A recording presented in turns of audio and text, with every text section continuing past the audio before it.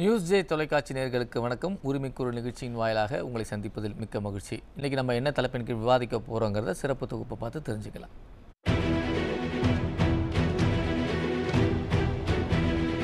திமுக ஆட்சிக்கு வந்ததில் இருந்தே வகை வகையாக பெயர் சூட்டி தினந்தோறும் ஏதாவது அறிவிப்பு வரும்.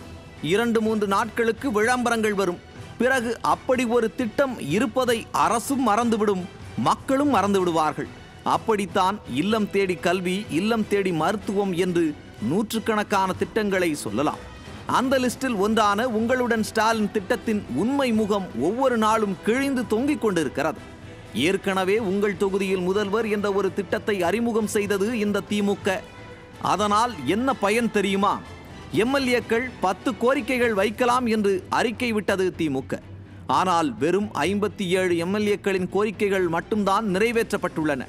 கடந்த சட்டமன்ற தேர்தலில் அதிமுகவினர் எழுப்பிய கேள்விக்கு பொதுப்பணித்துறை அமைச்சர் ஏவ வேலு அளித்த பதில்தான் இது.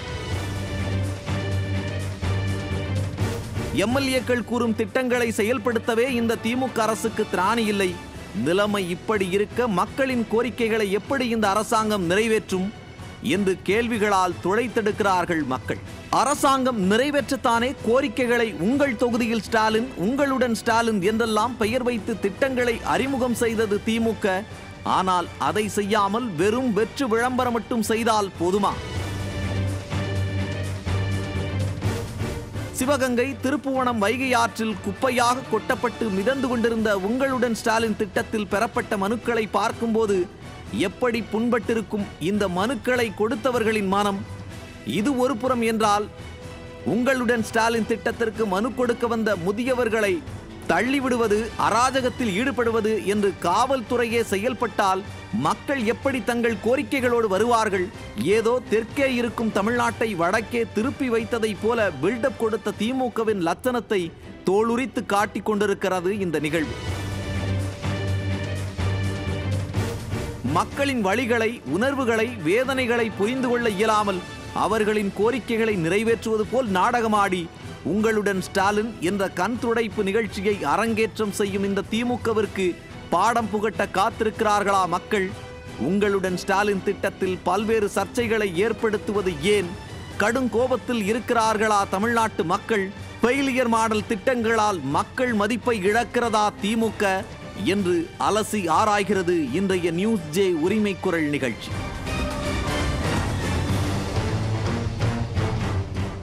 இன்றைய உரிமைக்குரல் நிகழ்ச்சியில் பல்வேறு சர்ச்சைகளை ஏற்படுத்திய உங்களுடன் ஸ்டாலின் திட்டம், கடுங்கோபத்தில் தமிழ்நாட்டு மக்கள், ஃபெயிலியர் மாடல் திட்டங்களால் மக்கள் மதிப்பை இழக்கிறதா திமுக என்ற கேள்விக்கு தான் விடை தேட இருக்கிறோம். கருத்துரையாளர்களை அறிமுகம் செஞ்சு வைக்கிறேன்.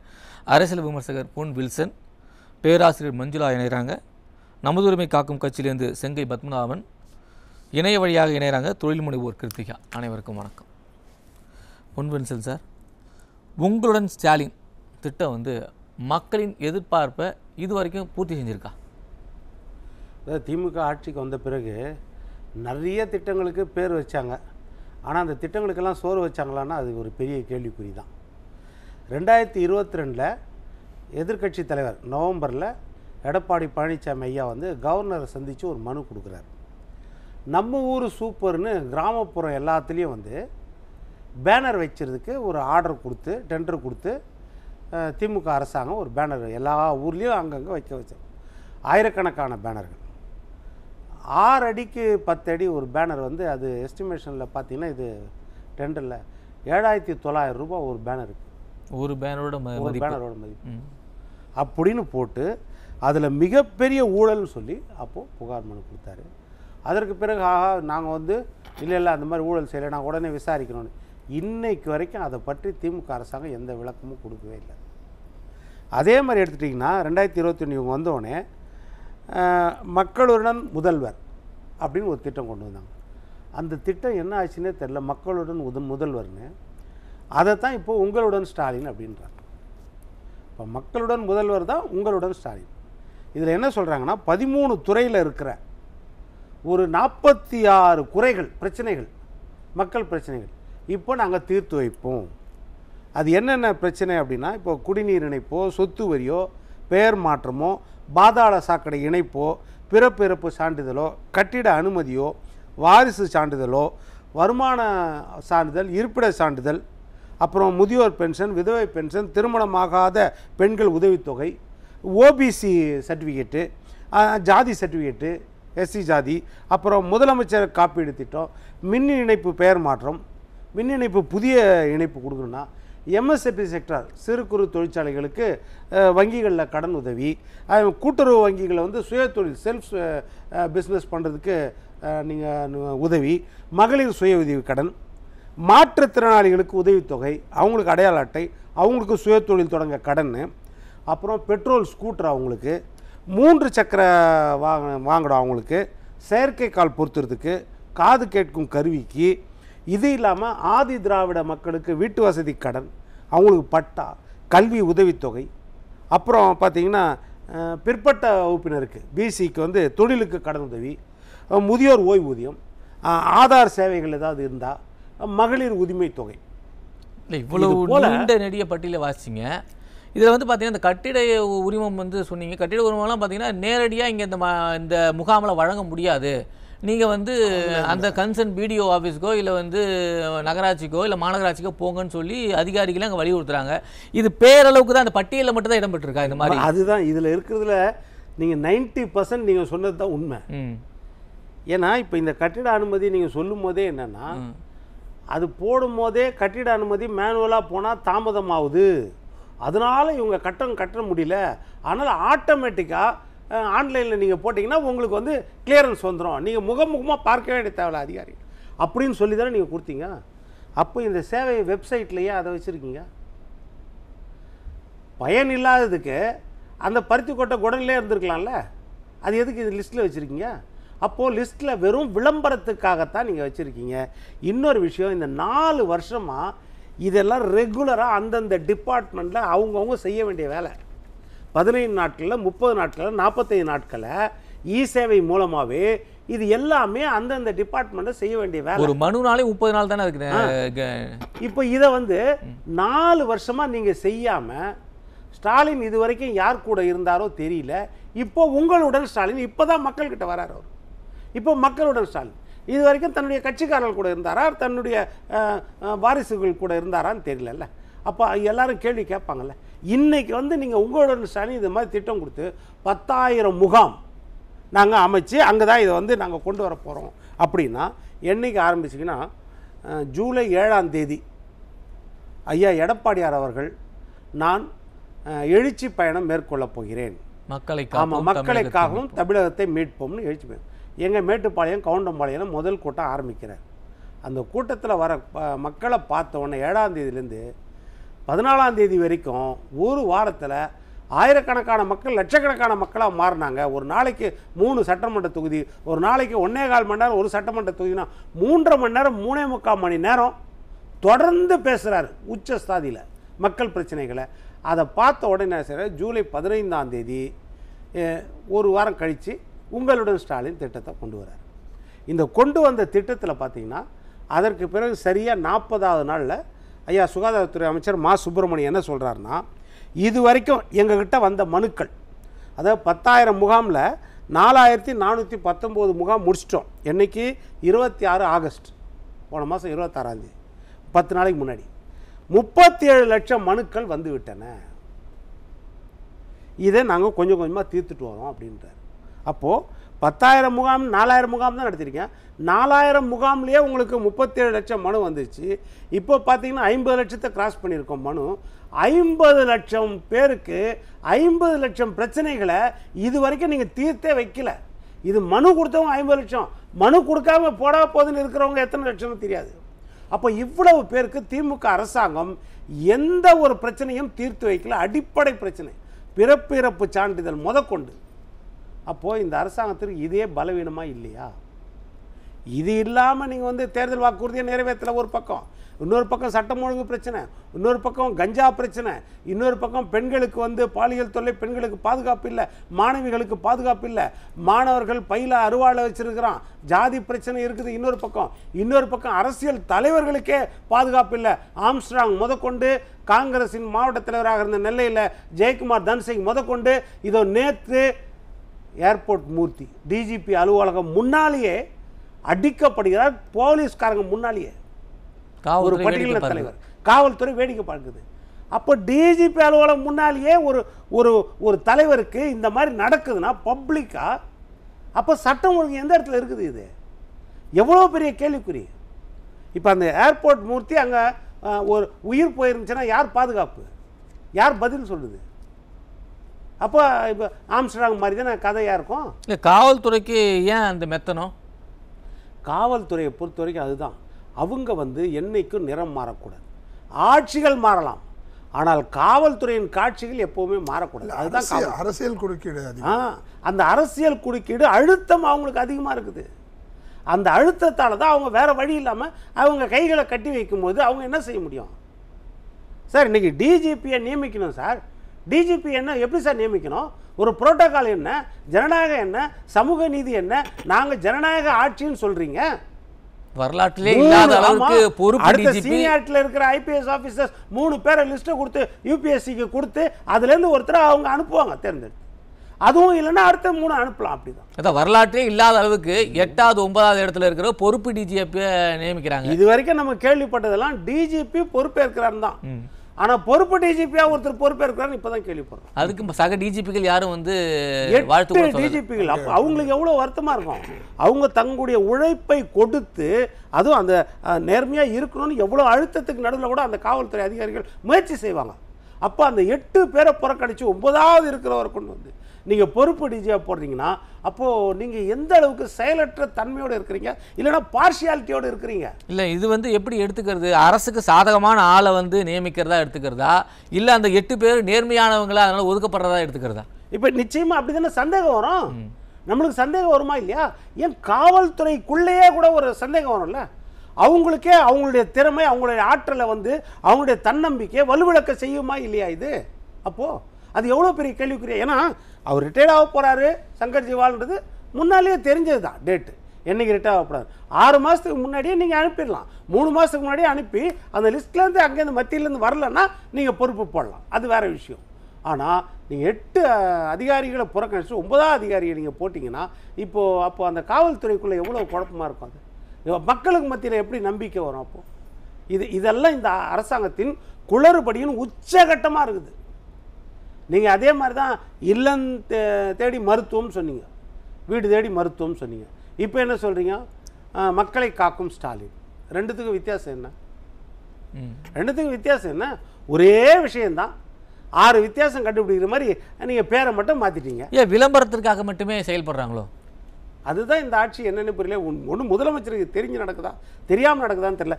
மக்களை காக்கும் ஸ்டாலின் இப்போ போட்டிருக்கீங்களா? இல்லம் தேடி மருத்துவம் தானே முன்னாடி கொடுத்தீங்க, வீடு தேடி மருத்துவம் தானே கொடுத்தீங்க, அதுதானே கொடுத்துன்னு இருக்கிறீங்க. 2 கோடிக்கு மேலே அதுக்கு நாங்கள் சிகிச்சை கொடுத்துட்டோம் மக்களுக்குன்னு லிஸ்ட்டு கொடுத்தீங்கல்ல.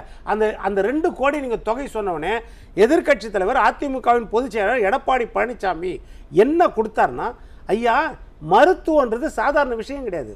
ஒருத்தருக்கு காலரா வந்திருக்கலாம், ஒருத்தருக்கு வைரஸ் ஃபீவர் வந்திருக்கலாம், நீங்கள் மாத்திரை கொடுத்துட்டு போயிடுவீங்க, முகாம் கொடுத்தது அடுத்து திருப்பி அவனுக்கு ரிப்பீட் ஆச்சான்னு எப்படி தெரியும்? அப்போ அவன் பேர், விலாசம், அவனுடைய ஃபோன் நம்பர், இல்லை ஆதார் அடையாளம் ஏதாவது வச்சுருக்கீங்களா, ஃபாலோ அப் என்னன்னு பார்க்குறதுக்கு. அப்போது அந்த லிஸ்ட்டு 2 கோடி பேர் தான் லிஸ்ட்டு கொடுங்கன்னா இன்னைக்கு வரைக்கும் லிஸ்ட்டு இல்லை. ஆனால் இன்னைக்கு என்ன ஆச்சுன்னா ஸ்டாலின், நலன் காக்கும் ஸ்டாலின் எல்லாமே என்னன்னா இன்னைக்கு ஃபெயிலியரில் போய் நிற்கிது. டோட்டல் ஃபெயிலியரில் நிற்குது. அந்த 2 நாள் 3 நாள் அந்த பேரோடு வருது. அதற்கு பிறகு அதை பற்றிய நிகழ்ச்சியே ஒன்றுமே இல்லை. நன்றி சார். பத்மநாபன் சார், சார் இப்போ வில்சன் சார் சொல்கிறாரு திட்டங்கள் அதே தான், ஆனால் பேர் மாற்றி மாற்றி ஒரே திட்டத்தை செயல்படுத்துகிறாங்க. ஏன் இந்த விளம்பரம் எதற்காக இந்த அரசு செஞ்சுக்கிட்டே இருக்கு? அவர் கலைஞர் ஒரு வார்த்தை சொல்றார், வில்சன் சார் கரெக்டாக தெரியும் நினைக்கிறேன், நினைவே சொல்கிறேன். சீவி முடித்தாலாம் சிங்கார கொண்டை அதில் இருக்குமாம் ஈரும் வேணும்னு சொன்னார் அவங்க தந்தை. அதுக்கு தீர்க்க தரிசனமாக அவர் மகனுடைய ஆட்சியை சொல்லியிருக்காருன்றது தான் பொருள். ஏன்னா ஒன்றுமே நடக்கலை சார். ஒன்றிய அரசுன்னு சொல்லி மத்திய அரசை ஒன்றிய அரசுன்னு பெயர் மாற்றம் பண்ணி வெறுப்புணர்ச்சி பண்ணி கல்வி கடன் 2600 சில்லற ரூபாய் நம்மளுக்கு கிடைக்கலன்னு சொல்லிட்டு தனியார் நிறுவனத்துக்கு 2 வருஷமாக கட்டாய கல்வின்னு சொல்லிட்டு ஏழை எளிய மாணவர்களுக்கு கிடைக்கிற ஒரு கல்வி, அதுக்கு பணம் கொடுக்காம தனியார் நிறுவனம்லாம் என்னாச்சு, பள்ளிகள்லாம் என்னாச்சு, 2 வருஷமாக எங்களுக்கு வரல, எங்களால் நடத்த முடியாது, சம்பளம் கொடுக்க முடியலன்னு சொல்லிட்டு இந்த வாட்டி அட்மிஷனில் அவங்க பல்லாயிரக்கணக்கான ஏழை எளிய மக்கள் பாதிக்கப்படுற அளவுக்கு இன்றைக்கி பாதிப்பு. அதுக்கு ஒற்றை காரணம், எதுக்கெடுத்தாலும் கொம்பு சீவி இவங்க பிரச்சனை பண்ணிக்கிறாங்க. 4 லட்சம் கோடி கடன் வாங்கியிருக்காங்க, 3 லட்சம் கோடி ஆண்டு வருமானம், 50,000 60,000 70,000 அது பாட்டு ஜெட்டு வேகத்தில் போய்ட்டு டாஸ்மாக். அதில் ஒரு 2000 சில்லரை கோடியை முன்பணமாக போட்டு கொடுத்துட்டு, பிடிஆர்லாம் எவ்வளோ சொல்லியிருக்காரு கதை, அதிலிருந்து கூட கொடுத்துருக்கலாம். கொடுத்து அந்த தனியார் பள்ளிகளுக்கு பணத்தை செட்டில் பண்ணால் அவங்க அந்த அட்மிஷனை தொடருவாங்க, ஏழை எளிய மக்கள் அதில் படிப்பாங்க. நீங்கள் உடனே கேஸுக்கு போவீங்க. 2000 ரூபாய்க்கு கேஸுக்கு கோர்ட்டுக்கு வழக்குக்கு போனீங்கன்னா நீதிமன்றத்துக்கு நீங்கள் 2500 1000 கோடி உங்களுக்கு வந்துடும். ஆனால் பல லட்சம் கோடி திட்டங்கள் வராது. எதுக்கு தீர்வு? ஒரு கணவன் மனைவிக்கே ஒரு பிரச்சனைன்னா அது தீர்த்து பேசிக்கணும். அண்ணன் தம்பி பிரச்சனை பேசி எடுக்கிறதாலும் வழக்கு போட்டால் என்ன அர்த்தம்? அதை விட ஒரு மோசமான ஒரு நிலை பாருங்கள். பிஎம் பஸ் மின்சார திட்டம்னு பிஎம் அனுப்புகிறார். 90,000 900 வண்டிங்க நம்மளுக்கு தராங்க. அந்த வண்டியை பராமரிக்கிற செலவு மத்திய அரசுது, வண்டி ஓட்டுநர் நடத்துனர் செலவு மத்திய அரசுது. நீங்கள் எடுத்துக்கோங்கன்னு சொன்னால் நாங்கள் எடுத்துக்க மாட்டோம், நாங்களே தான் எங்களுடைய எலக்ட்ரிக் வண்டி தான் விடுவோம்னு சொல்லி கடைசியில் சாகர காலத்தில் சக்கரான்ற மாதிரி 4 ஆண்டு காலம் முடக்கிட்டார் நிர்வாகத்தை. இப்போது 2000 வண்டி 1000 வண்டி நாங்கள் எங்கே விடுறாங்க? இந்த மின்சார வண்டியில் இவங்களுக்கு என்ன பிரச்சனை? சிவசங்கர் என்ன தெரியுமா சொல்கிறாரு, அதுக்கு ஏன்பா நீங்கள் வாங்கலன்னு கேட்டால் அவங்க அமிச்சானா அந்த நல்ல பேர் வந்து அவங்களுக்கு போயிடும். அப்போது நல்ல பேரா கெட்ட பேரான்ற சிந்தனையில் தான் இருக்கிறாங்களே. மக்களுடைய நலன் என்பதே இவர்களுக்கு கொஞ்சம் கூட இல்லை என்பது தான் வெளிக்காட்டுது. அதான் சார், இப்போ உங்களுடன் ஸ்டாலின் திட்ட முகாமில் மக்களுக்கு தேவையான அடிப்படை வசதிகள் கூட செய்து தர முடியாமல் பேருக்கு முகாம் நடத்துகிறாங்க. ஒரு உட்காரத்துக்கு இருக்கை கிடையாது, ஒரு குடிக்கிறதுக்கு தண்ணீர் கிடையாது அப்படின்ற குற்றச்சாட்டு மக்கள் எழுப்புறாங்க. அந்த அளவுக்குலாம் போகாதீங்க. வில்சன் சார் சொன்னார் பாருங்க, வில்சன் சார் 50 லட்சம் 50 லட்சம் மனு வந்திருக்குன்னு சொல்கிறார். இந்த 50 லட்சம் மனு இருக்குன்னா என்ன அர்த்தம்? நீங்கள் பெட்டியில் புகார் பெட்டி வாங்கும்போது 10 ஆண்டு காலம், நல்ல ஒரு உன்னிப்பாக கவனிங்க, 10 ஆண்டு காலம் ஆட்சி செய்த அதிமுக அவங்களுடைய 11 லட்சம், நான் சொல்லலை, திமுக அரசு சொன்னது 11 லட்சம் மனு தான் எங்கிட்ட வந்திருக்கு, இதை உடனடியாக நாங்கள் சரி பண்ணுவோன்னு சொல்லி அதை கோட்டை விட்டாச்சு.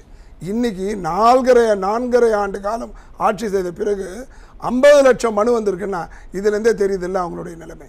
கலைஞர் காலத்திலே சார், அந்த காலத்திலே அவங்க ஒரு 3 பட்ஜெட் அவங்க வந்து செலவு பண்ண மாட்டாங்க.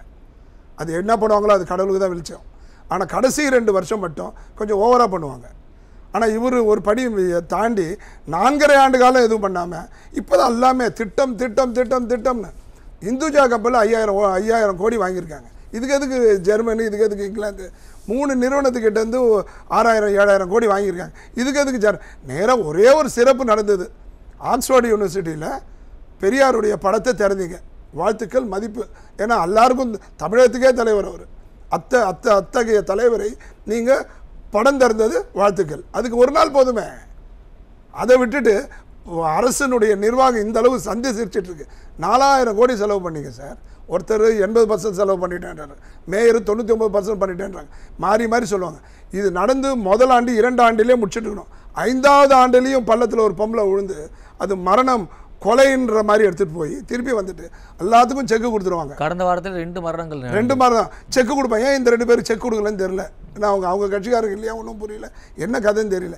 அவனா செக்கு கொடு, உயிரை பற்றி கவலையே கிடையாது சார். பணத்தை கொடுத்து சரி பண்ணலான்ற ஒரு மோசமான ஒரு நிலையை நம்ம எப்படி எடுத்துக்கிறது? இல்லை சார், இப்போ 2021 மனுக்கள் வாங்கினார்ல, ஸ்டாலின் வாங்கினார்ல, அந்த மனுக்களே இன்னும் வந்து இவங்க வந்து நிவர்த்தி செய்ய கொடுக்கல. கழிவுநீர் காவாயிலையும் ஆற்றுலையும் பீச்சிலையும் மாநாட்டிலையும் இருக்கு. அதையே என்ன சரி செய்யாம திருப்பியும் உங்களுடன் ஸ்டாலின், மக்களுடன் முதல்வர், இந்த மாதிரி வந்து பேரை மாத்தி ஒரு திட்டத்தை அறிவிச்சு மக்களை ஏமாற்றுவது நோக்கம் என்ன? 510 இல்ல மக்கள் ஈஸியா ஏமாந்துருவாங்கன்றாரு. இந்த வாட்டி அவங்களே மக்கள் மறந்துடுவாங்க, உண்மைதான். ஆனா அதை ஞாபகப்படுத்திட்டே இருப்போம். இனிமே உங்க பாட்செல்லாம் பலிக்காது. 510 வாக்குறுதியை கொடுத்துருக்கீங்க. அதில் உங்கள் கணக்குப்படி என்னன்னு தெரியல, 520 ஏறத்தாழ ஒரு 50% மேலே இருக்காது. நான் நினைக்கிறேன் அது மீண்டும் 2026 தொகுதி தேர்தல் வருது இல்லையா, அதனுடைய மேனிஃபெஸ்டோ இருக்கு இல்லையா, தேர்தல் வாக்குறுதி, அதில் இதை இணைச்சிருவாங்கன்னு நினைக்கிறேன். 1.5 ஆண்டுக்குள்ளே ஆசிரியர்களுடைய பணி நியமனம் காலி இடத்தை நிரப்போன்றாரு. 3 மாதத்துக்கு அப்புறம் உங்கள் கதையை கந்தலாச்சே. நீங்கள் எங்கே 1.5 வருஷத்துக்கு இருக்கிற மாதிரி ஒரு பில்டப்பு? தயவு செஞ்சு மக்களை ஏமாத்துறதுக்கு ஒரு வேலை இல்லையா? இப்பயே போட்டிருக்கிற மெட்ரோ ரோட்டில் மெட்ரோ ட்ரெயின் பணியில் டிராஃபிக் இல்லை, இடம் இல்லாமல் தத்தளித்து 1 மணி நேரம் போக வேண்டிய இடத்துல 3 மணி நேரம், அரை மணி நேரத்தில் போக வேண்டிய 4 மணி நேரம்லாம் ஆகும்போது முந்தானத்தை அறிவிக்கிறாங்க 2000 கோடி போட்டு. இன்னும் ஆட்சியில் 3 மாதம் தான் இருக்க போகிறாங்க. இது எதுக்கு இந்த பித்தலாட்ட திட்டம்? பூவையிலேருந்து கோயம்பேடுக்கும் பூவையிலேருந்து சுங்குவாச்சத்திரத்துக்கும் மெட்ரோவுக்கு 2000 கோடி 1000 சில்லற கோடி ஒதுக்கியிருக்காங்க. எதுக்கு சார்? நீங்கள் பாட்டு நோண்டி போய்ட்டுருக்கீங்க. இங்கேருந்தே மக்கள் ஒரு ப்ராஜெக்ட் காமராஜர் காலத்தில் எப்படி நடந்தது? ப்ராஜெக்ட் வரும், 1 இயரில் முடிப்பாங்க, அதுக்கப்புறம் அடுத்த ப்ராஜெக்ட். அந்தளவுக்குலாம் போக வேண்டாம். கலிகாலத்தில் காமராஜர் பற்றி பெருந்தலைவரை பற்றி என்ன பேசுறது? குறைஞ்சபட்சம் இந்த திட்டம் முடிஞ்சதுக்கப்புறம் போகலாமே. இப்பயே உங்களுடைய குற்றச்சாட்டு என்ன? மத்திய அரசு கொடுக்கல, மத்திய அரசு கொடுத்தா அவங்களுக்கு நல்ல பேர் வந்துடும். இல்லை சார், இப்போ உங்களுடன் ஸ்டாலின் திட்டத்தில் ஒரு வயதானவர் முதியவர் போகிறாரு. முதியவர் போய் அங்கே வந்து மனுவை வாங்கலை, அதிகாரி மனு வாங்கலைன்றதை இவர் வந்து கேட்குறாரு, குரலை உயர்த்தி கேட்குறேன், என் மனுவை வாங்க மாட்டீங்கன்னு சொல்லி.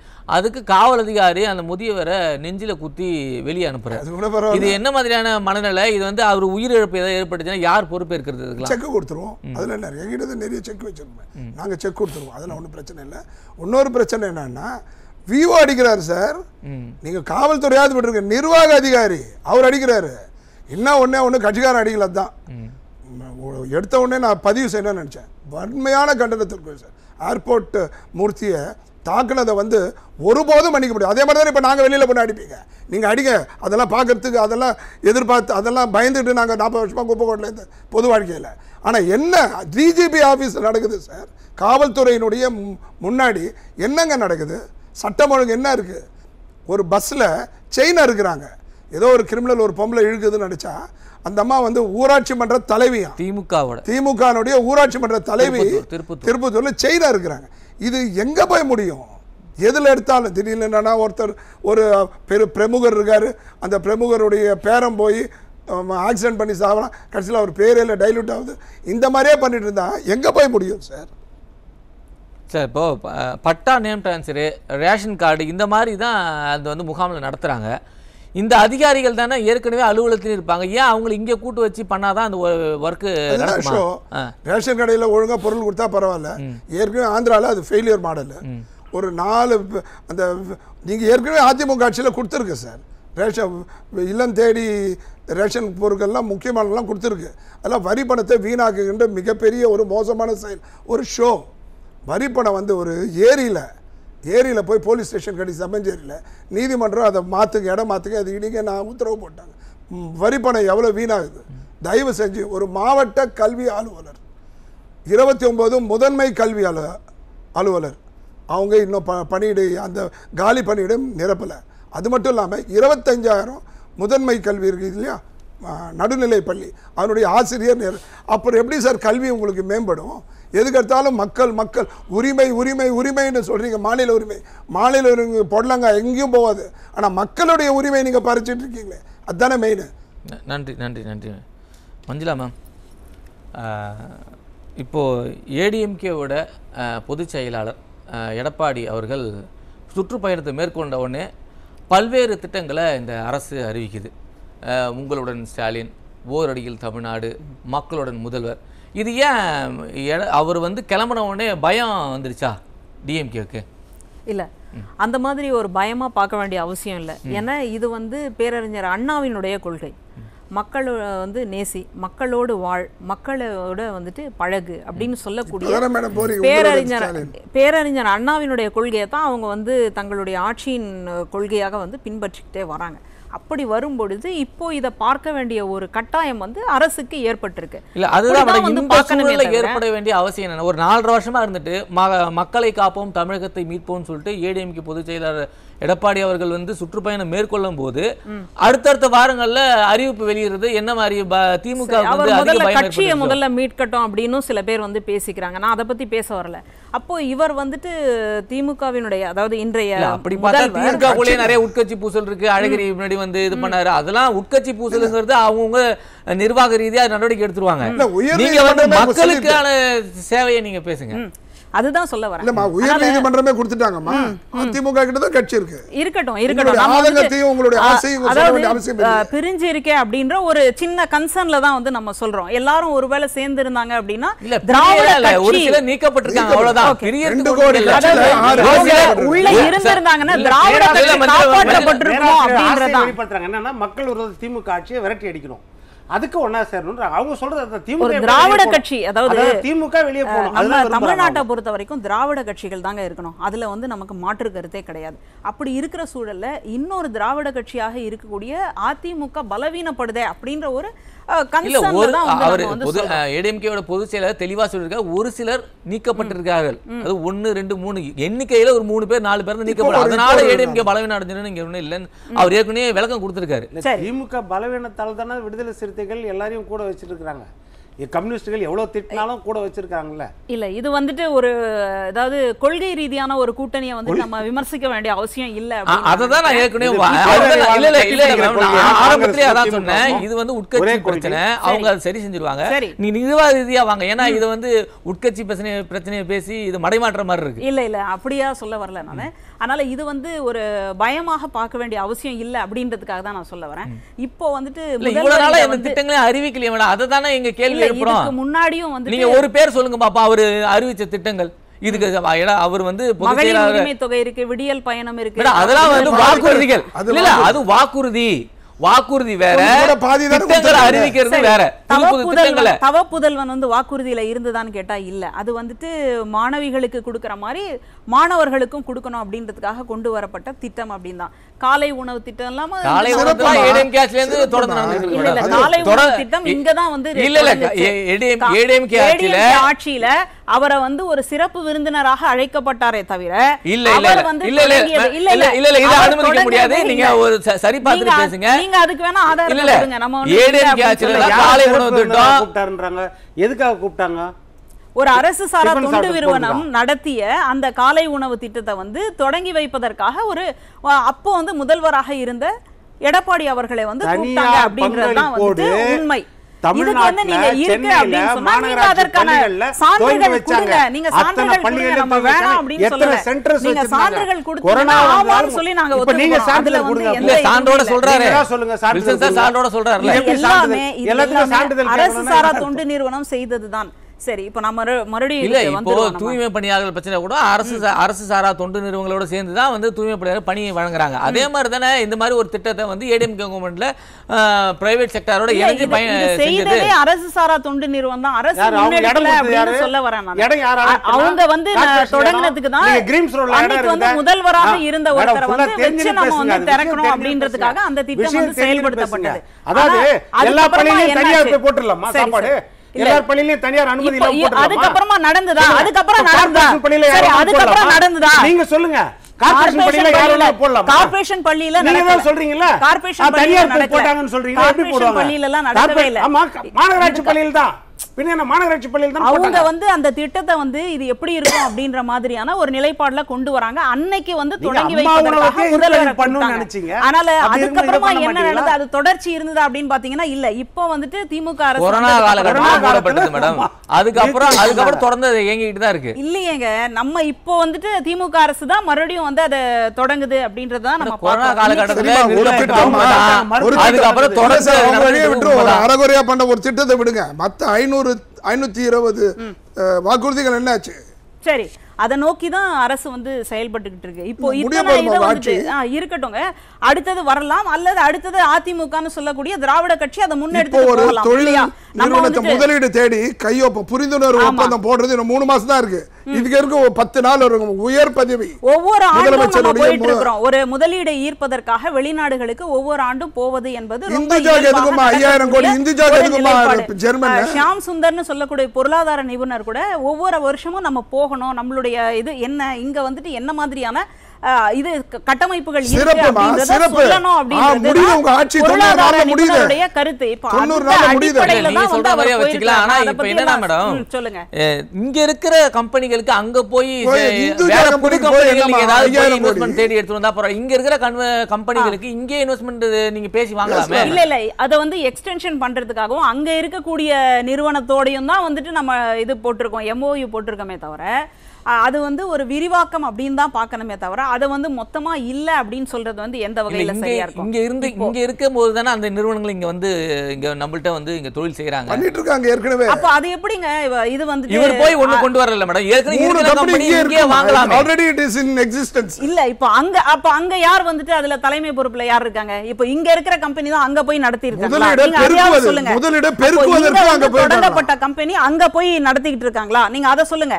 இங்க தொடங்கப்பட்ட கம்பெனி அது, அங்க தொடங்கி இருக்கக்கூடிய ஒரு கம்பெனில அங்க போய் பார்த்து அந்த இருக்கக்கூடிய அந்த சிஓஇ இந்த மாதிரி பேர்கள் எல்லாம் சொல்றோம் இல்லையா, அந்த பொறுப்புகள்ல இருக்கக்கூடியவங்க கிட்ட போயிட்டு நம்ம முதல்வர் கூப்பிட்டா சிஓ இங்க வந்து நிப்பாரு மேடம், இங்க தொழில் பண்றாங்க 7000 கோடி 7000 கோடி ஒரு முதல்வர் அழைச்சி இது மாதிரி நான் அங்க இருக்கக்கூடிய நம்முடைய தமிழ் சொந்தங்களை பார்த்துட்டு அங்க இருக்கக்கூடிய அந்த வியாபார முதலமைச்சர் தனிப்பட்ட முறையில போறாரு சொல்லுங்க, தவறு இல்ல. நாட்டுடைய தன்மை என்ன, அங்க வந்து அவங்க வந்து எதுல ஸ்ட்ராங்கா இருக்காங்க அப்படின்றத அங்க போனா தானங்க உங்களுக்கு தெரியும். அப்ப அங்க இருக்கக்கூடிய சூழலை எப்படி நீங்க இங்க இருந்து யூகிக்க முடியும்? என்னதான் உங்களுக்கு வந்துட்டு உளவியல் ரீதியாக அதாவது ஸ்பை வழியாக அந்த மாதிரி எல்லாம் வந்தாலும் கூட அங்க நேர்ல நின்னு பார்த்து ஆய்வு செய்வதற்கு சரியா வருமா?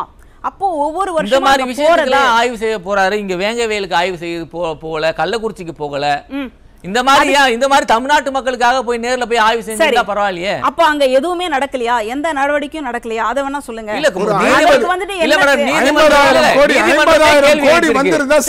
நீதிமன்றமே கேள்வி எழுப்பிருக்கு, ஏன் வந்து களத்துக்கு இன்னும் போகாம இருக்கிறாரு முதல்வர்னு கேட்டு நீதிமன்றம் கேட்டிருக்கு. சரி, அதுக்கு அவர் வந்து பதில் சொல்லிப்பாரு. அதாவது அங்க எந்த விதமான நடவடிக்கையும் எடுக்காம அப்படியே கிணத்துல போட்ட கல்லு மாதிரி இருக்கா அப்படின்னு கேட்டா இல்ல.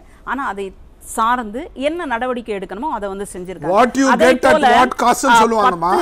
1 லட்சம் கோடி வந்திருக்கணும், 50000 கோடி வந்தா சிறப்பு. போன ஆட்சியை விட இந்த ஆட்சியில வந்து முதலீடுகளை ஈர்ப்பதுல இந்த அரசு வந்து ரொம்ப முன்னாடி இருக்கு அப்படி. ஏன் வெள்ளரிக்கை கேட்டிருக்காங்களே 10,62,62,000 கோடி நீங்க முதலீடு கொண்டு வந்திருக்கீங்க சொல்லிருக்கீங்க. அதுல 77% மாறி 10% கூட நடக்கல, நடைமுறைக்கு வந்திருக்கு. மீதி எல்லாம் வரலன்னு போது வெள்ளரிக்கை கொடுக்க வேண்டியது. 17% தாண்டி எப்படி பொருளாதார வளர்ச்சி இருக்கும்?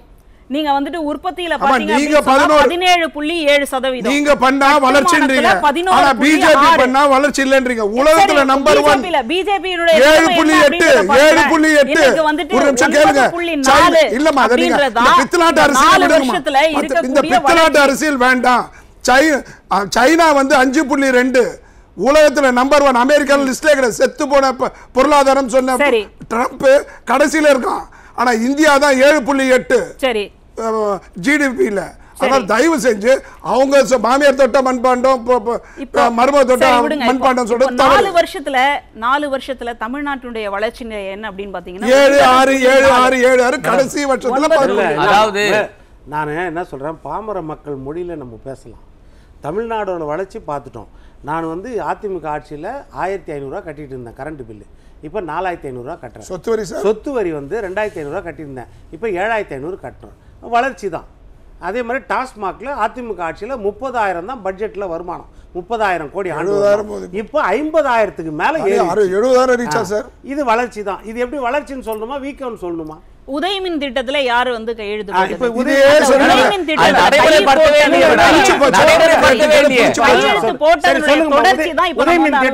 சரத்துக்கள் இப்போ உதயமின் திட்டத்துல போட்டதுக்கு அப்புறமா அந்த ஒரு வருஷத்துக்கு வந்து விலையேற்றம் அப்படின்றது இல்ல. அதுக்கு அப்புறமா வர்றது வந்து விலையேற்றம் அப்படின்றது இருக்கு. இல்ல நீங்க அத போய் படிங்க. அத நான் கையோட எடுத்து வர முடியுமா? நீங்க அத போய் படிங்க. நீங்க தப்புன்னு சொல்றீங்க. அதாவது உதயமின் திட்டத்துல கையெழுத்து போடும்போது அந்த ஒரு வருஷத்துக்கு வந்து விலையேற்றம் கிடையாது. உதயமின் திட்டத்துல கர்நாடகா கையெழுத்து போடுதா, ஆந்திரா கையெழுத்து போடுதா, கேரளா கையெழுத்து போடுதா, தெலுங்கானா கையெழுத்து போடுதா, நீங்க எல்லாமே வந்து வர்த்தகத்திற்கு அங்க மின்சார கட்டணம் குறைவு. அப்போ ஒரு வருஷத்துல குறைவு. அங்க ஏத்திக்காம அடுத்த வருஷத்துல உதயமின் திட்டத்துல போட்டு விவசாய கடன் இலவசமா கொடுத்திருக்கோம். நீங்க அத சொல்லுங்க. 100 யூனிட் மின்சாரம் இலவசமா குறிப்பிட்ட காலம் வரைக்கும் நீங்க விலையே ஏத்தாம வச்சிட்டு ஒரு வருஷத்துக்கு அப்புறமா நீங்க விலை ஏத்தணும் அப்படின்னு சொல்லும்போது ஒரு வருஷத்துக்கு அப்புறமா திமுகவினுடைய ஆட்சி வரும்போது அப்ப விலை ஏற்றம் செய்யத்தானே செய்வாங்க.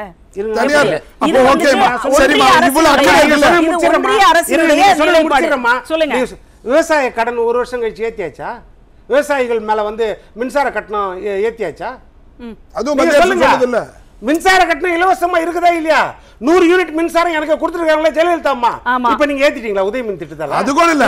நீங்க உங்க நிர்மலா சீதாராமன் எவ்வளவு தெளிவா சொன்னாங்க. ஒரே ஒரு நீங்க விவசாயிகளுக்கு இலவசமா மின்சாரம் கொடுங்க, அதே மாதிரி பயனாளிகளுக்கு 100 யூனிட் 200 யூனிட் கூட கொடுங்க, எங்களுக்குரிய அந்த மின்சார வாரியத்துக்குரிய கட்டணத்தை கட்டிடுங்க, அதை பாக்கி வைக்காதீங்கன்னு சொன்னாங்க. அவ்வளவுதான்.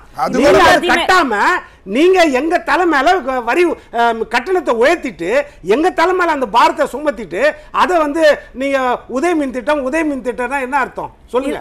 உதய மின் திட்டம் ஒரே ஒரு செகண்ட்மா. ஸ்மார்ட் மீட்டர் பொருத்தினதுக்கு அப்புறம் தான் மாதந்தோறும் கணக்கெடுப்புன்னா அது எங்க அத்தைக்கு மீசை எப்ப முளைக்கிறது எப்ப சித்தப்பா ஆகுறது? தயவு செஞ்சு இதெல்லாம் எவ்வளவு பெரிய மடை மாற்றம். உண்மைதான். இது வந்துட்டு ஒரு தேர்தல் வாக்குறுதியாவே கொடுத்திருக்காங்க.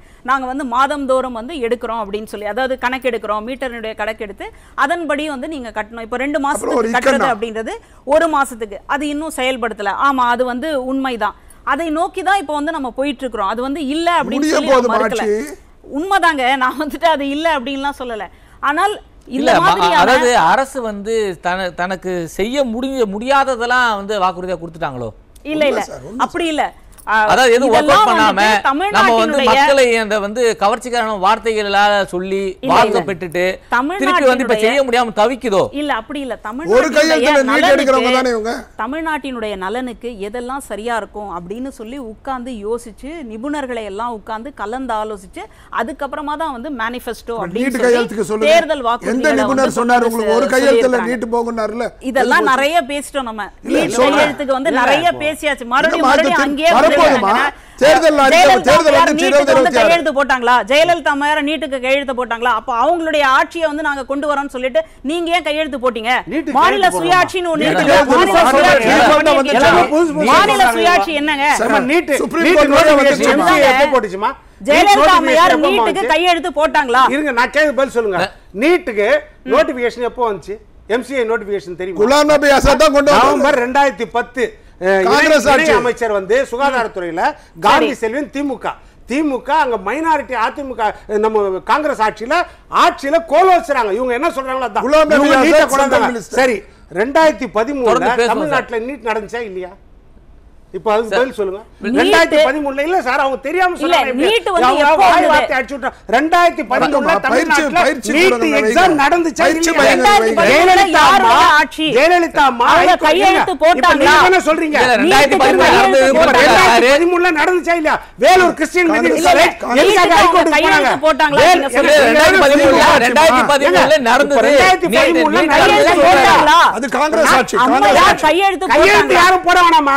நீட் நடந்துச்சா இல்லையா 2013ல? இப்போ எடப்பாடி அவர்கள் கையெழுத்து போட்டார் அப்படிங்கறது நம்ம சொல்றோம் இல்லையா? கருணாநிதி அங்க இருந்தார். திமுக கூட்டணி ஆட்சி தமிழ்நாட்டுல கொண்டு வந்தது நீங்க. கொண்டு வந்துட்டு இங்க தேர்தல் நடத்துறீங்க. நடத்தின பிறகு ஜெயலலிதா அம்மா வேற வழி இல்லாம ஹைகோர்ட்டுக்கு போறாங்க. வேலூர் கிறிஸ்டியன் மெடிக்கல் காலேஜ் ஹைகோர்ட்டுக்கு போறாங்க. ஹைகோர்ட் 2016ல அரசியல் சாசனத்துக்கு எதிரான தீர்ப்பு கொடுத்தாங்க. தீர்ப்பு கொடுத்த பிறகு உங்க கூட்டணி ஆட்சி திமுக குலாம் நபி ஆசாத் அப்பீலுக்கு போறாரு. அல்டமாஸ் கபீர் வந்து தீர்ப்பு கொடுக்கிறாரு. நன்றி சார். கிருத்திகா மேம் சொல்லுங்க சார். உங்களுடன் ஸ்டாலின் திட்டம் வந்து தொழில் முனைவோர்களுக்கு பயனுள்ளதா இருக்கா? எங்களோட இஷ்யூஸ் எல்லாம் வந்து அதுலயே போறதே இல்லைங்க சார். நாங்க நேரடியா போய் பல மனுக்கள் கொடுத்தும் கூட எங்களுக்கு எந்த விதமான ஒரு சலுகைகளும் வந்து இது வரைக்கும் ஒன்றும் பண்ணி தரல. கேக்குதுங்களா? கேக்குது மேம், சொல்லுங்க. ஓகே மேடம் சொன்னாங்க இந்த மாதிரி நிறைய சொன்னாங்க மேடம். அது என்னன்னா மின்சாரத்தை பொறுத்த வரைக்கும் மின்சார ஒழுங்குமுறை ஆணையம்னு ஒண்ணு இருக்குதுங்க மேடம். அது வந்து ஒழுங்குமுறை படுத்தல, சீர்திருத்தம் படுத்தல. அப்புறம் எப்படி வந்து இங்க கரெக்ஷன்ஸ் வரும்? அவங்களோட தவறுகள், நிறைய தவறுகள்னால எங்களுக்கு வந்து மின்சார வாரியத்துல வந்து காஸ்ட் எங்களுக்கு வந்து எங்க மேல சுமத்தப்படுது. மற்ற வரி எல்லாத்தையும் வில்சன் சார் லிஸ்ட் பண்ணி சொல்லிட்டாரு. இந்த மாதிரி நிறைய நிர்வாக வந்து இருக்கிறதுனால யாருமே வந்து பெனிஃபிட் ஆகிறது இல்ல. இப்போ ஒரு குட் கவர்னன்ஸ் அப்படிங்கிறது, ஒரு நல்ல ஆட்சி அப்படிங்கிறது என்ன என்ன கோல் இருக்கு, என்ன அதாவது ஒரு இதுதான் நம்ம பண்ண போறோம், இலக்கு என்ன அப்படிங்கிறது தெளிவா இருந்தா அதை வந்து இதை எப்படி இந்த இலக்கை அடையிறது, அதை எப்படி நம்ம ரெகுலரா மானிட்டர் பண்றது, என்னென்ன கரெக்ஷன் எடுக்கிறது அப்படிங்கிறது இந்த பெட்டி பெட்டியா மனுக்கள் பண்ணணுங்கிறது அவசியமே இல்லை. இன்னைக்கு வந்து நம்ம வந்து ஒரு ஏஐல இருக்கிறோம், நம்ம ஆர்டிபிஷியல் இன்டெலிஜென்ஸ் அளவுக்கு வந்தாச்சு டிஜிட்டல் வேர்ல்டுல. அதுல வந்து இந்த மாதிரி மனுக்கள் வாங்குறேன், ஐஏஎஸ் அதிகாரி போடுறேன் அப்படிங்கிறது என்ன சாதிச்சிருக்காங்க? 37 லட்சம் அப்ளிகேஷன் வந்திருக்குது அப்படிங்கிறாங்க. அதுல வந்து 22 அப்ளிகேஷன்ஸ் வந்து பெண்கள் சம்பந்தப்பட்டது, அதாவது பெண்கள் உரிமை சம்பந்தப்பட்ட விஷயங்கள் வந்திருக்கு. அப்ப பெண்களுக்கு எவ்வளவு பாதுகாப்பற்ற நிலைமை இருக்குது அப்படிங்கிறது இதுல இருந்தே வந்து புரியுது. சரிங்களா? அதே போல இந்த அரசு ஒரே ஒரு இது உங்களோட அனுமதியோட ஒண்ணு சொல்லிக்கிறேன். இந்த உட்கட்சி பூசல் அதெல்லாம் வந்து நீங்க சொல்ற மாதிரி கண்டிப்பா அது மடைமாற்றம் தான். ஏன்னா வந்து அது ஒரு ஆர்கனைசேஷன், அது எந்த ஒரு கம்பெனியா இருக்கலாம், ஒரு பொலிட்டிக்கல் பார்ட்டியா இருக்கலாம், தனி மனித இண்டிவிஜுவல்ஸ் முக்கியம் இல்லைங்க. அது வந்து ஒரு பெரிய ஒரு கடல் மாதிரி. அதுல வந்து ஒண்ணு சின்னதா போச்சா அது வந்து ஒரு பெரிய ஒரு பில்டப் கொடுத்து ஆமா வெள்ளைக்காக்கா பறக்குதுன்னா எல்லாரும் ஆமா வெள்ளைக்காக்கா பறக்குது அப்படிங்கிற இது வந்து நம்ம அந்த நிலைப்பாடெல்லாம் வந்து பழைய கதை. இன்னைக்கு வந்து யாருமே வந்து nobody is indispensable to any organization in the world. Organisation அது பாட்டுக்கு அது நடக்கும். இவங்களோட ஃபெயிலியர்ஸை மறைக்கிறதுக்காகவே வந்து அதையெல்லாம் பெருசுப்படுத்திட்டு இருக்கிறாங்க. இப்போ கவர்னன்ஸ் அப்படிங்கிறதுல வந்து கவர்னன்ஸ் அப்படிங்கிறது என்ன, மக்களோட வாழ்க்கை தரத்தை வந்து எவ்வளவு தூரம் வந்து உயர்த்தி கொண்டு போறோம் அப்படிங்கிறதுக்கான இதுதான் வந்து அட்மினிஸ்ட்ரேஷன், கவர்னன்ஸ் எல்லாமே. ஸோ அதை சுத்தி தான் வந்து எல்லாம் வழிஞ்சு வெறும் அப்ளிகேஷன் வாங்குறதும் அது வந்து மக்களுக்கு வந்து இன்னும் மேலும் சிரமத்தை ஒரு நம்பிக்கை ஏற்படுத்துறாங்க. ஆனா அந்த நம்பிக்கை வந்து நிஜமாகாத போது மக்கள் வந்து ரொம்ப மன வருத்தத்துக்கு ஆளாறாங்க. இந்த அலைகழிப்பு வந்து ரொம்ப சிரமத்துக்கு உள்ளாகுது. எந்த டிபார்ட்மெண்ட் எடுத்துக்கோங்க, சட்டம் ஒழுங்கு எடுத்துக்கோங்க, பெண்களுக்கு எடுத்துக்கோங்க, தொழில் ரீதியா எடுத்துக்காங்க. இப்போ தொழில் ரீதியா நிறைய சொன்னாங்க, உலகத்துல எல்லா கண்ட்ரீஸ்க்கும் போய் இன்வெஸ்ட்மெண்ட் கொண்டு வரணுங்கிறது இல்ல. நம்ம கண்ட்ரில இருக்கிற மாருதி இவி வெஹிக்கிள் ப்ராஜெக்ட வந்து குஜராத்துக்கு ஏன் விடுறீங்க, நம்மளுக்கு கொண்டு வந்திருக்கலாமே. இப்போ ஏத்தர் பிளான்ட் வந்து ஏடிஎம்கே கவர்மெண்ட்ல வந்து ஹொசூர்ல போட்டாங்க, பெரிய ஒரு லெவல்ல கொண்டு வந்தாங்க. இன்னைக்கு மாருதி அதுல பேட்டரி வந்து எல்லாருமே சைனா டிபெண்டா இருக்கும்போது இதுல வந்து இவங்க 80% வந்து அங்கே தயாரிக்கிறாங்க குஜராத்ல. சோ அந்த மாதிரி ஒரு தமிழ்நாட்டுல பாலிசி செமிகண்டக்டர் ஃபேக்டரி கூட குஜராத்துக்கு போயிடுச்சு.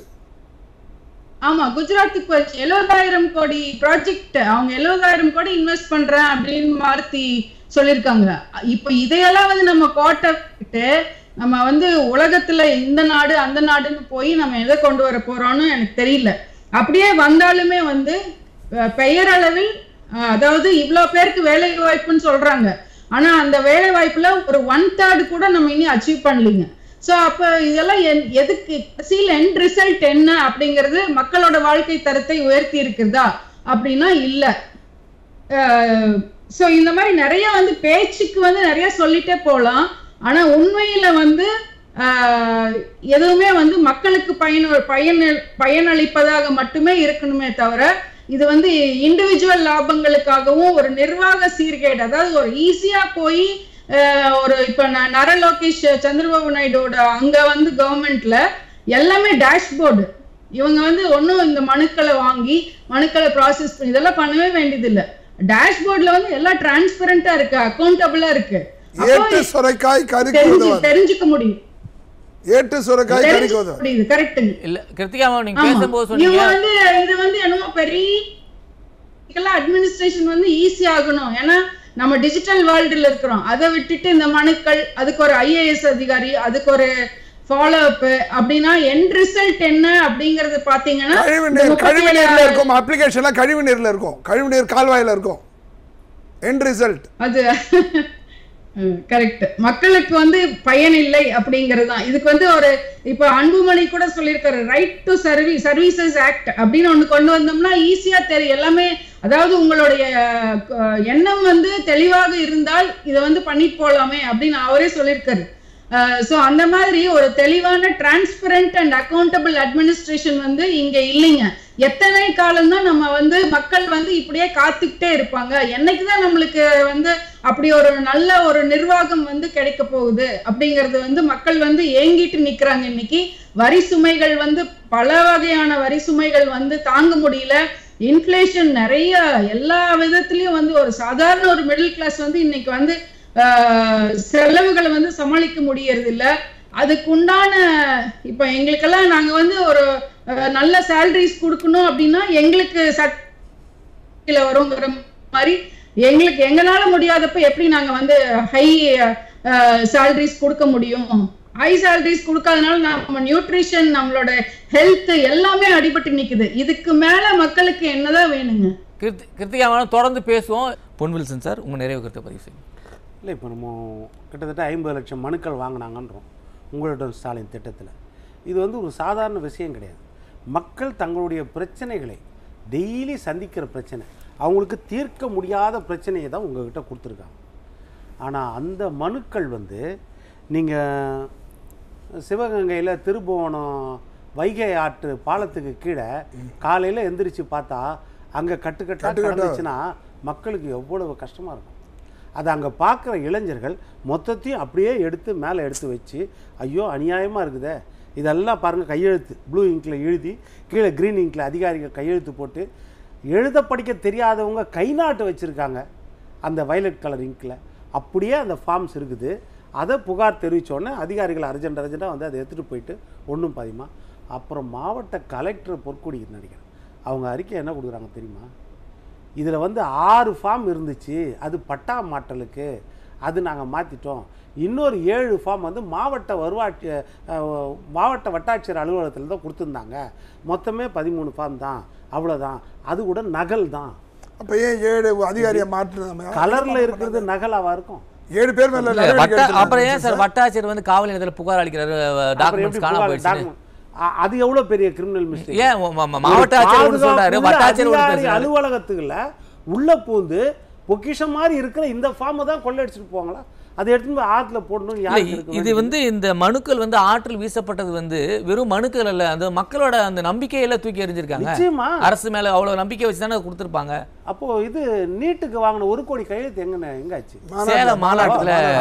சேலம் மாநாட்டுல கீழே பறக்க விட்டப்பட்டது. கடந்த ஜூலைல வந்து மதுரையில் மிகப்பெரிய மாநாடு எதிர்க்கட்சி தலைவர் எடப்பாடி பழனிசாமி கூட்டினார். மிகப்பெரிய மாநாடு, லட்சக்கணக்கான பேர் பண்ணாங்க. அங்கே விமர்சனம் கூட என்னாச்சு, சாப்பாடே எவ்வளோ பொங்கி இருக்காங்க, அது வேஸ்ட்டாக போயிடுச்சு அப்படின்லாம் விமர்சனம் வந்துச்சு. அந்த மாதிரி கட்டுப்படுத்த முடியாத அளவுக்கு கட்டும் கிடக்காத கூட்டம். அந்த நேரத்தில் என்ன செய்தார் உதயநிதி ஸ்டாலின்? நாங்கள் நீட்டை விளக்குறதுக்காக 1 கோடி கையெழுத்து வாங்குறோம்னார. இப்போ அந்த 1 கோடி கையெழுத்து எங்கே? நாங்கள் போட்டு கொடுத்த கையெழுத்து எங்கே? அது யாருக்கிட்ட போச்சு? அது சில இடத்துல பார்த்தீங்கன்னா அது கீழே கிடந்துச்சு. இதே மாதிரி தான் இருந்துச்சு. இது நடந்துச்சா இல்லையா? இன்னைக்கு வரைக்கும் அந்த மர்மம் எங்கன்னு தெரியல. அது வந்து கவர்னர்கிட்ட கொடுத்தாங்களா, ஜனாதிபதிகிட்ட கொடுத்தாங்களா, இல்லை பிரதமர்கிட்ட கொடுத்தாங்களா, இல்லை இந்தியாவின் சுப்ரீம் கோர்ட் தலைமை நீதிபதிகிட்ட கொடுத்தாங்களா, இல்லை யார் இல்லை அறிவாலயத்தில் இருக்குதா? இல்லை, அதுதான் சேலம் மாநாட்டில் கீழே கிடந்தது சார் கையெழுத்து. இப்போ அந்த 1 கோடி கையெழுத்து என்னாச்சு? இப்போ அதை தான் இப்போ உதாரணம் சொல்கிறோம் நம்ம. இப்போ இந்த மக்களோட ஸ்டாலின் மனுக்கள்லையும் இது கண்டுபிடிக்கப்பட்டது இத்தனை, இன்னும் எத்தனை இடத்துல எப்படி இருக்குதோ யாருக்கு தெரியும்? இது ஒரு பக்கம். இப்போ நீங்கள் முதியவரை பார்த்தீங்க, முதியவரை எப்படி வந்து ஒரு காவல்துறை அதிகாரி எப்படி அடிக்கிறார், ஒரு முதியவரை எப்படி பக்குவமாக ஹேண்டில் பண்ணணும். அவங்க ட்ரெயின்டு பீப்புள். முதியவர் வந்து அன்ட்ரெயின்டு, அவர் அன்ஸ்கில்டு, அவருக்கு தெரியாது. ஆனால் நீங்கள் ட்ரெயின்டு பீப்புள் எப்படி அவர் அணுகணும், இது உங்களுக்கு யோசனை இருக்கணும். அடுத்தது இப்போ ஐயா சொன்னார்ல பத்மநாபன் ஐயா, அதாவது 10,600 கோடிக்கு மத்திய அரசு எலக்ட்ரிக்கல் பஸ்ஸு 11 நகரங்களை தமிழ்நாட்டில் சேர்ந்தெடுத்து 900 பஸ்ஸு கொடுக்குறாங்க. அதை வேண்டாம்னு சொல்லிட்டார். 10,600 கோடி யார்? நம்ம போக்குவரத்து அமைச்சர் சிவசங்கர் சொல்லிட்டார். அடுத்தது என்னென்னா, இப்போ ஏர்போர்ட் மூர்த்தி என்ன சொல்கிறாரு, இந்த 4 வருஷத்தில் பட்டியலின மக்களுக்காக அவங்க சப்செக்ஷனுக்காக மத்திய அரசில் வந்த பணத்தில் 7,933 கோடி திருப்பி அனுப்பப்பட்டிருக்கு. அதற்கு அவங்க கொடுக்குற பதில் வந்து அவங்களுக்கு நல்ல பேர் போயிடுமா? மத்திய அரசுக்கு நல்ல பேர் போயிடும் அந்த இ பஸ்ஸுக்காக. இப்போ இந்த பட்டியலின மக்களுக்கு கொடுக்கப்பட்ட இது 7,390 7,900 கோடி வந்து 7,933 கோடி ரிட்டர்ன் பண்ணியாச்சு. அதைத்தான் அவர் கேள்வி கேட்குறாரு. அப்போ எங்கள் பட்டியலின மக்களுக்காக ஒதுக்கின தொகையை கூட நீங்கள் திருப்பி அனுப்பிட்டு, ஆனால் கல்வி உதவித்தொகை 2,000 கோடி வரலன்னு சொல்லிட்டு லட்சக்கணக்கான மக்கள் ரைட் டு எஜுகேஷன் ஆக்ட் பிரகாரம் 25% கொடுக்கணும், அதை வெப்சைட்டே க்ளோஸ் பண்ணி வச்சிட்டீங்க. இப்போ நம்ம சகோதரி கிருத்திகா சொன்னாங்கல்ல, எம்எஸ்எம்இ செக்டார் கொரோனா காலத்தில் 50,000க்கு மேலே மூடப்பட்டு விட்டது நஷ்டத்தில். அதுதான் எடப்பாடியார் தெளிவாக சொல்கிறாரு. இன்றைக்கி கைத்தறி நெசவாளர்களாக இருந்தால் கூட நீங்கள் இன்றைக்கி அவஸ்தைப்படுறீங்களா? நான் ஆட்சிக்கு வந்தால் தீபாவளி நேரத்தில் கூட என் அருமை பெண்களுக்கு தாய்மார்களுக்கு பட்டு சேலை வேட்டியும் பட்டு வேட்டியும் ஆண்களுக்கு கொடுப்பேன். ஸ்பாட்டில் ஒரு தீர்வை சொல்கிறாரு பாருங்க, அதுதான் முக்கியம். நன்றி சார், நன்றி சார், நன்றி சார். சங்கி பத்மநாபன் சார், உங்கள் நிறைவு கருத்து பதிவு. ஆமாம் சார், இந்துக்களுடைய ஓட்டு ஒரு ஓட்டு கூட போகாதுன்ற அளவுக்கு, 1% ஓட்டு கூட போகாத அளவுக்கு மோசமாக போயிட்டுருக்கு. 4,000 குடமுழுக்கு பண்ணியிருக்கேன்னு அவர் சொல்கிறாரு. யார்? நம்மளுடைய அறநிலையத்துறை அமைச்சரா? ஆமாம், அவர் பேர் தாங்க சேகர் பாபு சொல்கிறாரு. ஆனால் 35,000 கோயிலுக்கு ஒரு கால பூஜை கூட செய்யறதுக்கு வழி இல்லை அப்படின்னு சொல்கிற அளவுக்கு அத்தனை சிறுபான்மைக்கும் வாழ்த்து சொல்கிறாரு. சிறப்பு, அண்ணன் தம்பிக்கு தான் நம்மெல்லாம் ஒரே தாய் வீட்டு பிள்ளைகள் தான். விநாயகர் சதுர்த்திக்கு வாழ்த்து சொல்லாமல் அன்னைக்கு போய் யாத்திரைக்கு போயிட்டார், பீகார் யாத்திரை, கூட்டணியை உறுதிப்படுறதுக்கு. அந்தளவுக்கு இருக்கிறதெல்லாம் கொஞ்சம் தயவு செஞ்சு நம்ம கடைசி நேரத்தில் சாகர காலத்து சங்கராண்ட மாதிரி 4 குளம் இப்போ தான் 4.5 ஆண்டு கழிச்சு அம்பத்தூரில், அப்புறம் திருவட்டியூரில், மணலியில், அப்புறம் 4 குடம் வந்து இதாவது கிண்டியாவது இப்போ தான் நம்மளுக்கு கோர்ட்டுக்கு வழக்கு முடிஞ்சது, நம்ம பண்ணுறோம். மீதி இது 4 வருஷம் என்ன பண்ணிட்டு இருந்தாங்க? இதெல்லாம் பார்க்கும்போது கோப்புகள் சார், தகவல் அறிவு, கடைசி பாயிண்ட் சார், கோப்பு லஞ்ச லாவணியம் இருக்குது பார்த்தோம், கோப்புகள் இப்போ காணாம போகுது. தகவல் அறியும் உரிமை சட்டத்தில் அந்த ஆணையம் வந்து ஒரு கோப்பை கேட்குது, அந்த கோப்பு இல்லை, அதனால் அவங்க ஒரு உத்தரவு போட்டிருக்காங்க, இனிமேல் கோப்பு காணாமல் போச்சுன்னா நன்றி நன்றி இவங்க வந்து அவங்க மேலே நடவடிக்கை எடுக்கணும்னு சொல்லி. அந்த அளவுக்கு நிர்வாகத்தினுடைய உச்சகட்ட குழப்பங்கள், உச்சகட்ட சீர்கேடு. நன்றி நன்றி சார். மஞ்சள் அவங்க நிறைவு கருத்து பதிவு. நிர்வாக சீர்கேடு அங்கொன்று இங்கொன்று இருக்குதான். நான் வந்து இல்லை அப்படியே பாலாரும் தேனாரும் ஓடுது அப்படின்னு சொல்ல வரல. ஆனால் இதை தாண்டி இன்னைக்கு தமிழ்நாட்டினுடைய வளர்ச்சி என்ன? கல்வித்துறையில் பார்த்தீங்கன்னா 100 பல்கலைக்கழகம் கொடுக்குறீங்கன்னா அதில் வந்து 20க்கும் மேற்பட்ட பல்கலைக்கழகம் தமிழ்நாட்டில். அடுத்ததாக நீங்க வந்து கல்லூரிகள் அப்படின்னு என்ஐஆர்எஃப்-ஓட ரேங்கிங் தான். பல்கலைக்கழகங்கள் வந்து ரொம்ப பின்தங்கி இருக்குன்னு சொல்லி இன்னைக்கு அறிக்கை வந்திருக்கு. என்ஐஆர்எஃப்-ஓட ரேங்கிங் என்னன்னு நீங்க பாருங்க. பல்கலைக்கழகம், அண்ணா பல்கலைக்கழகமா இருக்கட்டும், பாரதியார் பல்கலைக்கழகமா இருக்கட்டும், பாரதிதாசன் பல்கலைக்கழகமா இருக்கட்டும், பின்தங்கி இருக்கு. இன்னைக்கு அறிக்கை வந்திருக்கீங்களா? என்ஐஆர்எஃப் போயிங்களா? இன்னைக்கு வந்திருக்கு பாருங்க. என்ஐஆர்எஃப் யார் முதல்ல இருக்கு இல்லையா? ஐஐடி மத்திய நிறுவனம் நம்பர் 1. அதே மாதிரி 8வது இடத்துல எஸ்ஆர்எம் இருக்குது, அதே மாதிரி அமிர்தா இருக்குது, 20வது இடத்துல அண்ணா யூனிவர்சிட்டி. இன்னைக்கு பின்தங்கி வந்திருக்கு. அண்ணா யூனிவர்சிட்டி 20வது இடம். இல்லங்க, இன்னைக்கு படித்த பிள்ளைகள்லாம் இன்னைக்கு வந்துட்டு வெளிநாடுகள்ல எல்லாம் போய் இருக்காங்க, வேலை பாக்குறாங்க. இங்க இருக்கக்கூடிய பள்ளிக்கூட பிள்ளைகள் என்ன வாக்குறுதி கொடுத்தீங்க? வெளிநாட்டுக்கு போக தனியார் மையம் பண்ணீங்கன்னா 70 சமூக நீதியில 75 விழுக்காடு 75 விழுக்காடுமா? நீங்க வேலை அவங்க பேசட்டும், நான் வேணா அமைதியா இருந்துக்கிறேன். இல்லாட்டி அவங்க வேணா பேசட்டும், நான் வேணா அமைதியா இருந்துக்கிறேன். சரியா? அப்போ நீங்க இது கல்லூரிகள், பொறியியல் கல்லூரி இந்த மாதிரி பாத்தீங்கன்னா 100 அப்படின்ற எண்ணிக்கைக்குள்ள 20க்குள்ளேயே வந்து நம்ம அத்தனை வந்து இருக்கிறோம். அதே மாதிரி நீங்க வந்துட்டு 40,000 தொழிற்சாலைகள் வந்து சிறு குறு நடுத்தர தொழில் தனியார் பள்ளி கல்லூரிகள் தான் முதலிடத்துல இருக்கு. நம்ம பின்தங்கி இருக்கோம்னு சொல்ல வரோம், வேற ஒண்ணும் இல்ல. அரசு நடத்துற பல்கலைக்கழகங்கள் வந்து பின்தங்கி முடியாது. எல்லாமே அந்த மாதிரி நீங்க பொத்தாம் பொதுவா சொல்லிட முடியாது. 1 லட்சம் பல்கலைக்கழகம் 1 லட்சம் ஆசிரியர் காலியிடம் சார். அவங்க 1 லட்சம் காலியிடம் நேரம் 2500 பேர்ல சேர்த்திருக்காங்க. அவங்களுக்கான நேரம் அவங்க பேசட்டும். 2500 ஆசிரியர்கள் சேர்க்கிறது எவ்வளவு பெரிய கண்தொடைப்பு. பத்மநாபன் சார், அவங்களுக்கான நேரம் அவங்க பேசட்டும். அதனால வளர்ச்சியை நோக்கி தான் போயிட்டு இருக்கு. எங்கேயோ அங்க ஒண்ணு இங்க ஒண்ணு இருக்க தான் செய்யும். அது வந்து இல்லை அப்படின்லாம் மறுக்க சொல்லலை. அதே மாதிரி சிறு குறு நடுத்தர தொழில் நிறுவனத்துல கூட தமிழ்நாடு வந்து முன்னணியில இருக்கு அப்படின்னு புள்ளி விவரம் தான் சொல்லுது, நான் சொல்லலை. அதுல 40,000 தொழிற்சாலைகளுடன் வந்து இயங்கிக்கிட்டு இருக்கு அப்படின்ற புள்ளி விவரத்தை. அதனால எல்லாமே வந்து தேனாறு பாலாறு ஓடுது அப்படின்னு சொல்ல வரல. சில குறைகள் இருக்க செய்து அது களையணும். நன்றி.